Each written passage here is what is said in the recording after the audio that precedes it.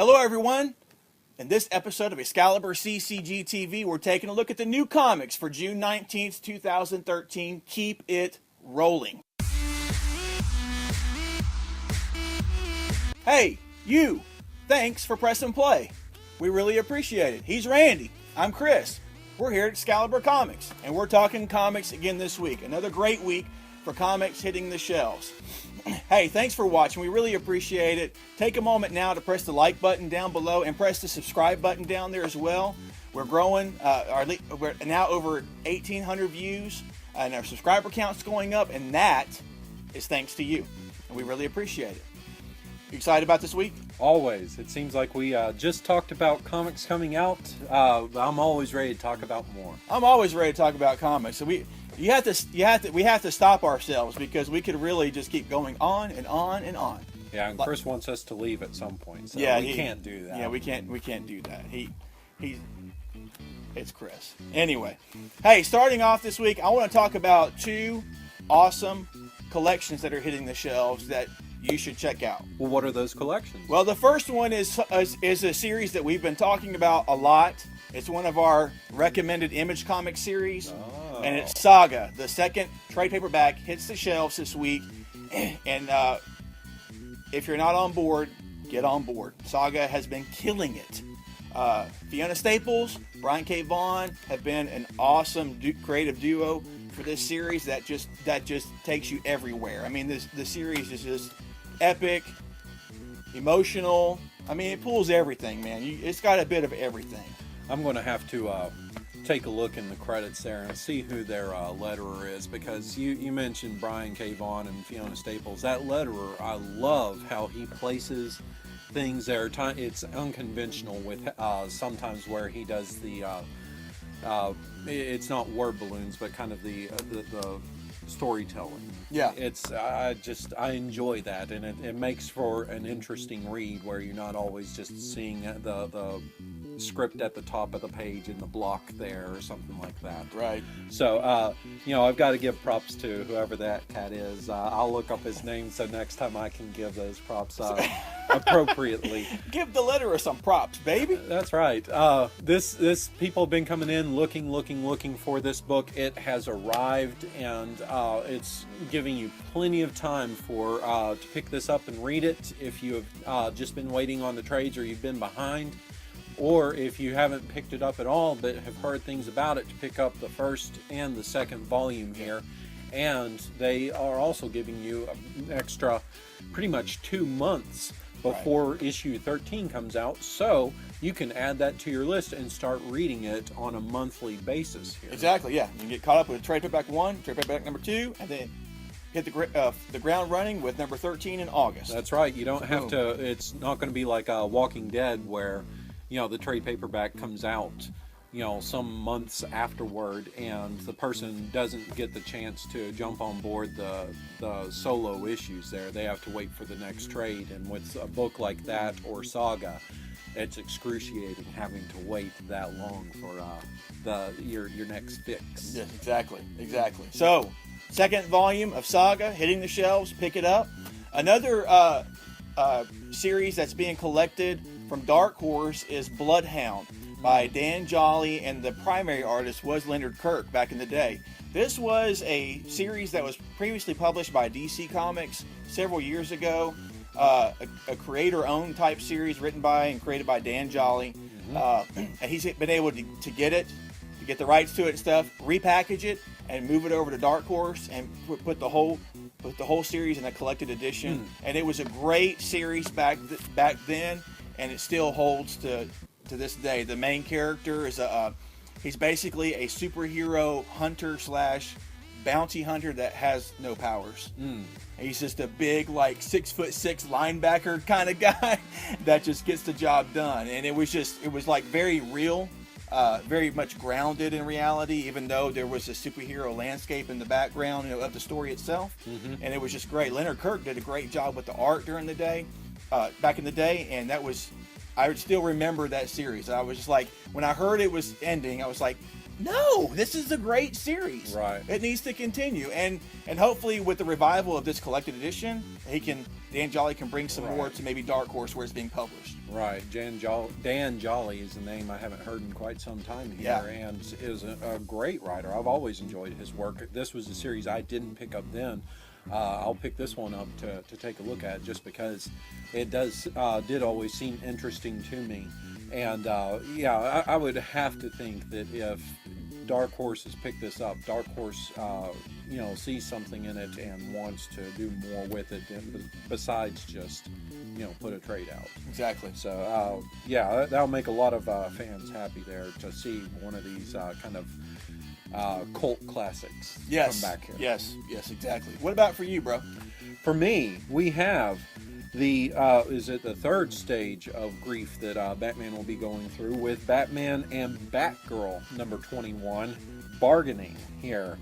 What's it going to take here to get his son back? And it seems like Batgirl is not too happy with it. We're going to see some Batman versus Batgirl. We've already seen him versus Red Hood. We've seen him versus Red Robin.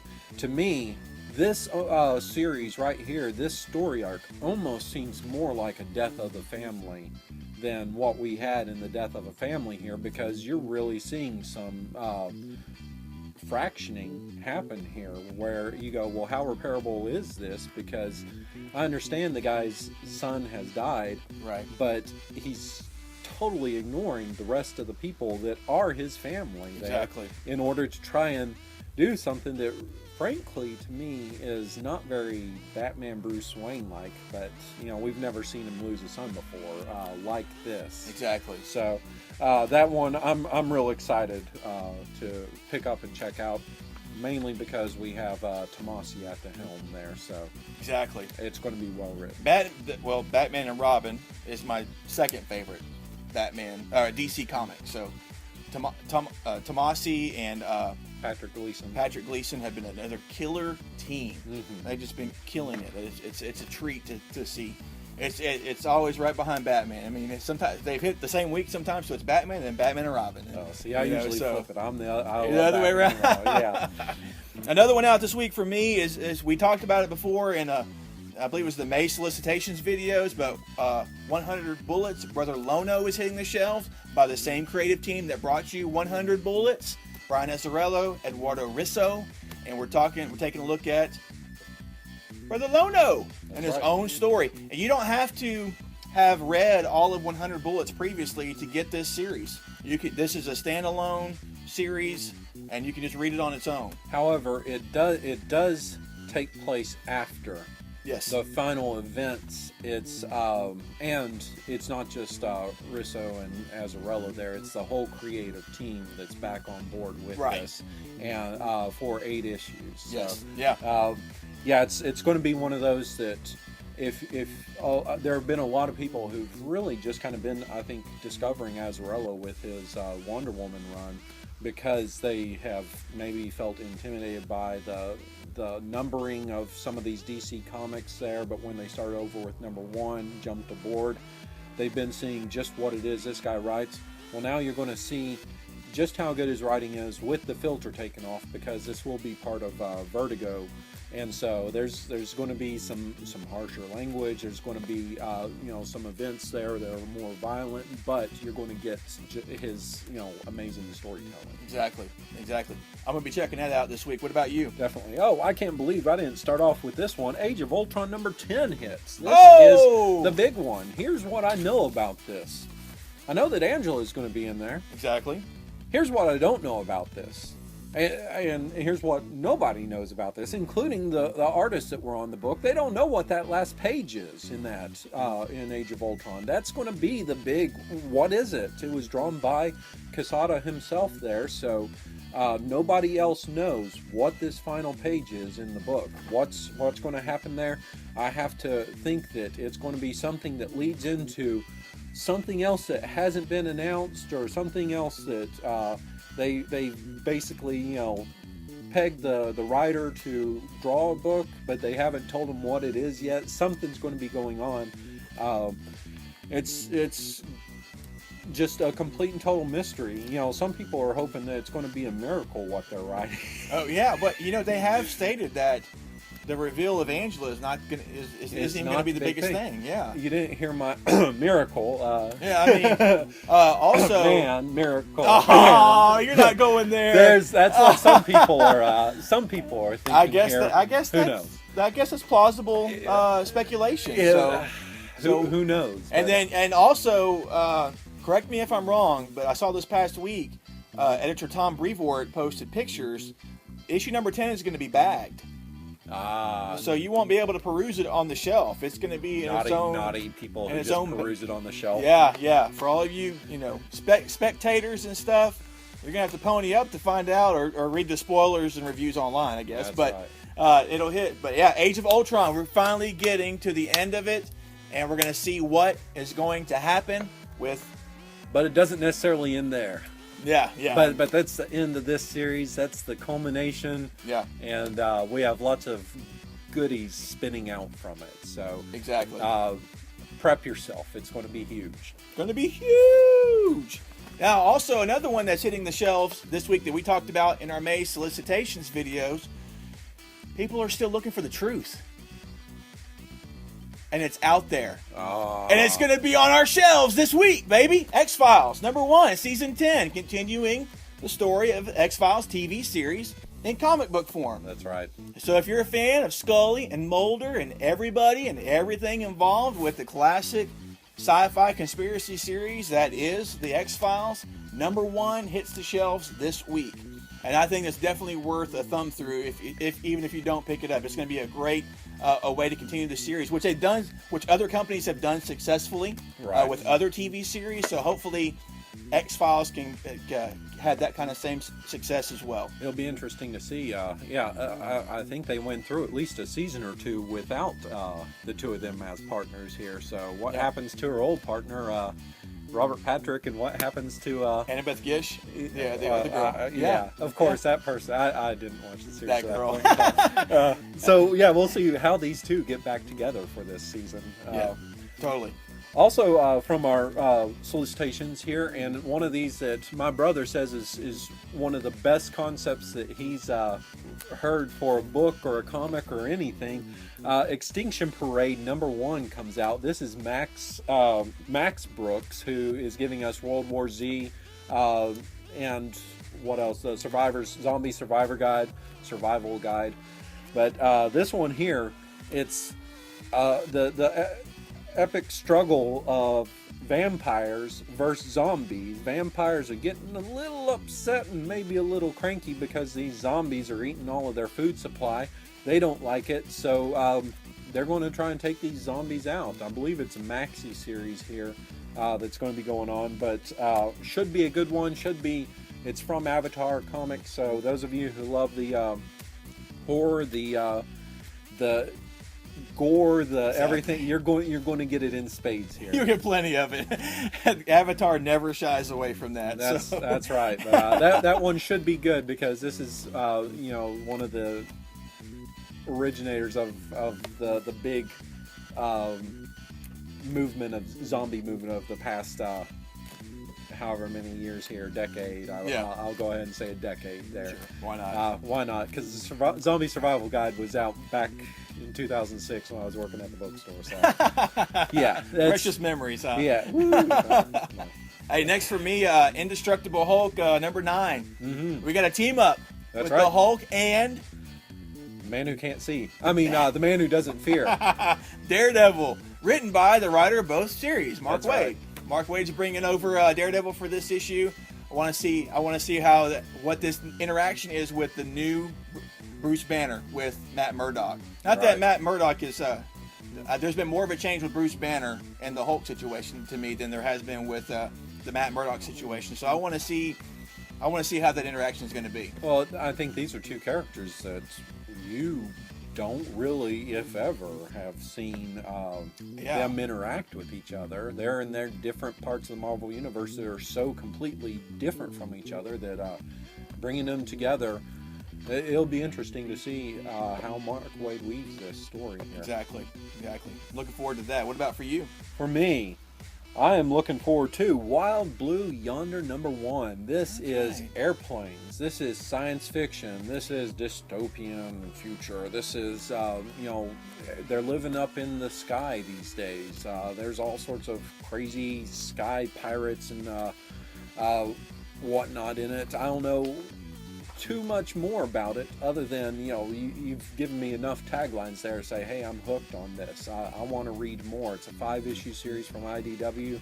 The creators aren't, the creator, Mike Raich, I believe is how you say his name, was the creator of Stuff of Legends. Okay. And so this is a book that I'm definitely looking forward to. They did me right with Half Past Danger. Hopefully they're going to do me right with this one as well.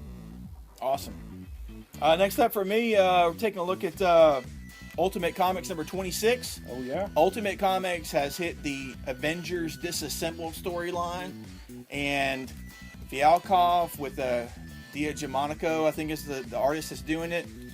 I'm looking forward to where this is going. I want to see more of what they're doing with this. I've been actually waiting for Fialkov to come on board Ultimate Comics Ultimates. I've been waiting. So this is his second issue. This will be a second issue. The last 25 was the first part of Disassembled, and there's a lot of rumors going around that we may see some major changes in the Ultimate Comics universe, Ultimate Comics imprint period, from the events of this storyline.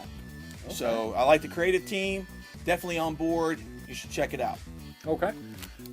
Another big one from DC Comics, Green Lantern New Guardians number 21. That's right. We're getting the first That's wave right. of We're all the new getting guys. all that. And this is going to be Justin Jordan of he wrote Team 7 for them, and he is some Deathstroke, and he's the one that did Luther Strode.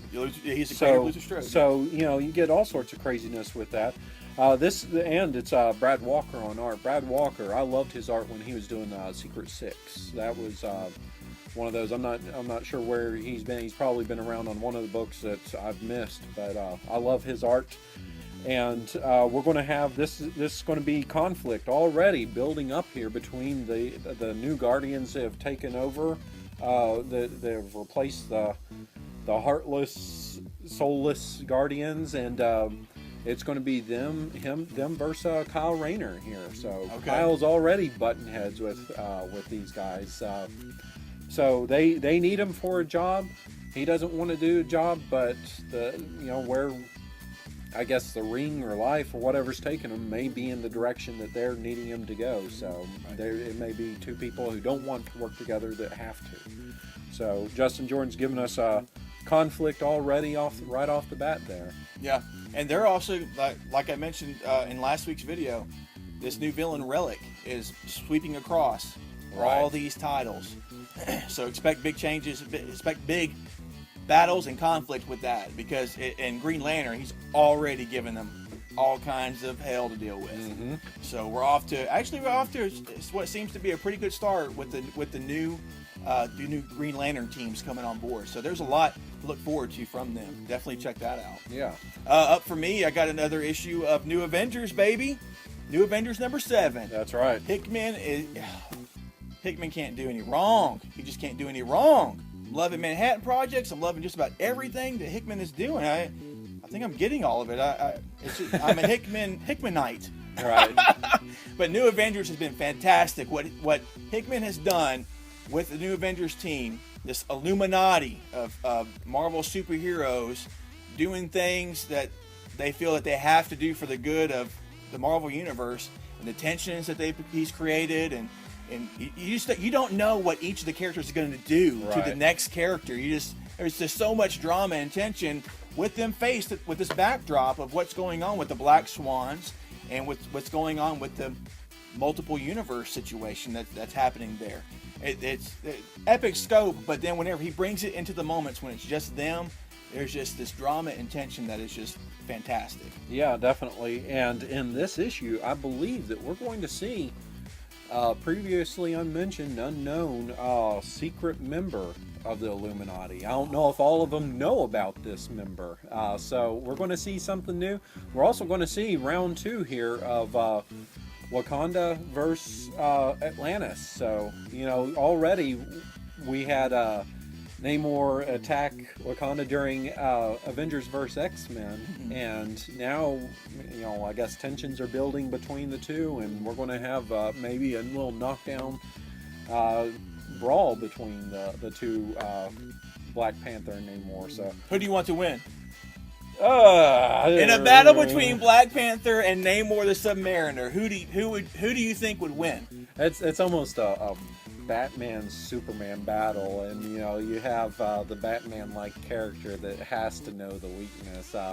That's a good comparison. Panther has to know a weakness there with that, besides like, oh, you're too far from water. Exactly.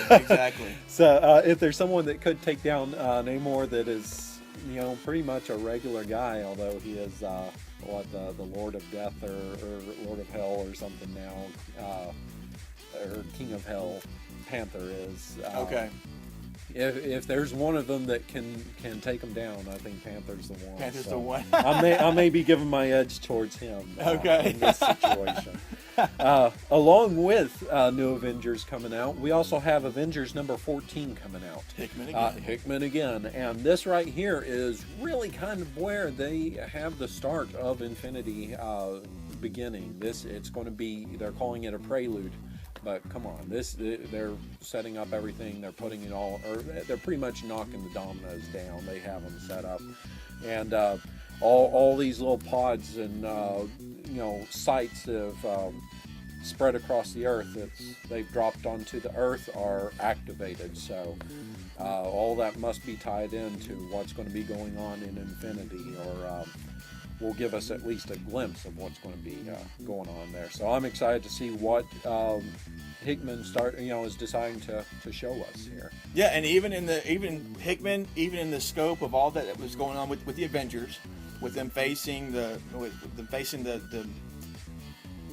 gods on Mars, and what they launched on the Earth, the spores and the pods that we have there, right, which have spanned the entire Earth. He still, during the course of this series, brought us smaller moments. Right. With the actual characters, with Hyperion sitting down with Thor and having a conversation and stuff like that, which has been really cool to me. Right. So, like I said, I'm a Hickman fan. And on along with that, let's just go ahead and round out the Avengers coming out this week. Uncanny Avengers number 9 comes out. We have Ragnarok that's been going on.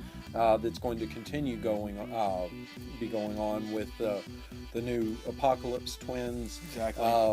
The big thing here is, you know, you want to show how tough, how serious they are. How about you have them take out the unstoppable Marvel character, or unstoppable mutant character, Wolverine. They're going up against Wolverine here, and it really doesn't look good for him with what they seem to be teasing. So really, yeah, come on.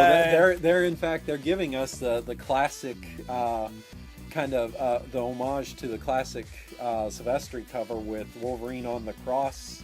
That's right. They're giving us, or the X. They're kind of giving us a cover like that, and you know, when that kind of happens, it never is. When Wolverine gets nailed to the wall, it's never good for him. No. We'll see what Rimder has planned. They got some stones trying to do that, man. That's interesting. And that homage, that was back for Fall. Was it Fall of the Mutants, or was it? It was after they went through Siege Perilous. So, okay, yeah, that was years ago. I do remember that though. So yeah, I want to see. Yeah, let's see what the twins got. That's right. Yeah. So out for me, wrapping up my list of stuff here. Superior Spider-Man number 12. That's right. Still digging it. Still digging Doc Ock as Spider-Man, and he's really Dan Slott, the writer, is really he's really walking that line for me. He's like I don't know I want to see Doc Ock be a superior Spider-Man and not a villain, you know? Right. And we're kind of walking that. There's been some steps over the line, but then advancements in actual superheroics for Spider-Man. So I'm really digging that. Another issue of that hitting the shelves, continuing that saga. So, well, that last issue had us take a look at Doc Ock, where he seems to have everything under control, where he has thought out every sort of convention that Alistair Smythe could possibly think of to escape, and Smythe still somehow finding a way to outwit Spider-Man right now. I don't think that he's going to take that very well, but I think the important thing here to note here is this seems to be kind of Doc Ock's learning. With great power comes great responsibility. So I think this may be one of those turning points where he's trapped on Riker Island, having to face all these villains that he's put the serious hurt on. Right. And now they've been upgraded by Smythe. So you're going to see something that I think is kind of a learning curve here for him, where he goes, oh, hey, I kind of see why, Peter, what he had to go through here. It wasn't all just like he was lazy and not the most efficient person. So I like what Slott's doing a whole lot with that book. Yeah, totally. What else for you, man? A couple more I want to mention here. Wonder Woman number 21 comes out, and if you've been reading this, you have the Firstborn has slowly kind of been making some deals here. Firstborn of Zeus. We have lots of children there of Zeus, one of them being Wonder Woman. And also this baby that is somehow going to overthrow the throne. I don't know how as a baby, but the Firstborn finally makes his move here with his giant big sword. So we'll see what goes on with that. They're also hinting that there's going to be a huge rival of somebody. If you've seen the cover, it looks kind of like a boom tube. So who might that rival be? I don't know exactly. I'm excited there. It may not just, it may be the Firstborn, but it may be a big player here in DC Comics. Along those same lines, we have Animal Man number 21 coming out. And this has been one of Jeff Lemire's books, where he's been on as writer from the beginning. To me, one of my favorite DC comics. And you have his life's Buddy's life's just been falling apart here, personal life, but suddenly his celebrity's gaining a whole lot of status with things, and they are going to introduce the next new big bad antagonist with a storyline here. So yeah, you have two really good books where they're going to introduce big players into these story arcs. So DC Comics has some big ones. Also, I want to mention Captain Midnight number 0 comes out from Dark Horse Comics. A lot of people have been loving these pulp characters, these Golden Age characters. This is this is a time-displaced Golden Age character. He's being transported from World War II into current times. There's been some buzz here in the comic shops, and people excited to see that. This is a 0 issue that collects what went through in Dark Horse Presents, and is going to lead into a mini-series of his. So right. Okay. That's a big one. And finally, I have to give a shout out here, to Jay Nitz, that we, promoted Dream Thief. Dream Thief number 2 comes out. Greg Smallwood is that stellar artist on the book. We get to see, our character here in the story. I'm drawing a blank on the name again. He does not want to fall asleep, because when he falls asleep, somehow this mask possesses him. He wakes up, someone's dead, and he's reliving the memories of them as they are dying. So, right, that's right. He's trying to do all that he can to stay awake here. It's part 2 of I believe a 5-part miniseries. It's going to have a Ryan Sook cover. We don't have the Alex Ross cover this time, but Sook is also a beautiful artist in everything he does. Yes. And it's going to be one of those that is quietly a real solid story that people are putting out, or that Dark Horse is putting out there. Exactly. So that about wraps it up. Well, that does wrap it up. That does wrap. He had a little bit more than I did, but that's all good, because they're all comics you should be checking out. Absolutely. Taking a look at. And that wraps it up for this week. A lot of stuff. Make sure you check out those collections that we talked about, Bloodhound and the 2nd volume of Saga. And make sure you check out the other issues that we mentioned as well. A lot of great stuff. Hey guys, thanks for watching. Be sure you hit the subscribe button below if you aren't already subscribed. Click the like button down there as well. He's Randy. I'm Chris. We're at Excalibur Comics, Cards, and Games in Shreveport, Louisiana. Thanks for watching. Be sure and check out our website as well at www.ExcaliburCCG.com. Boom shakalaka. That's it for this week, guys. Until next time, take care.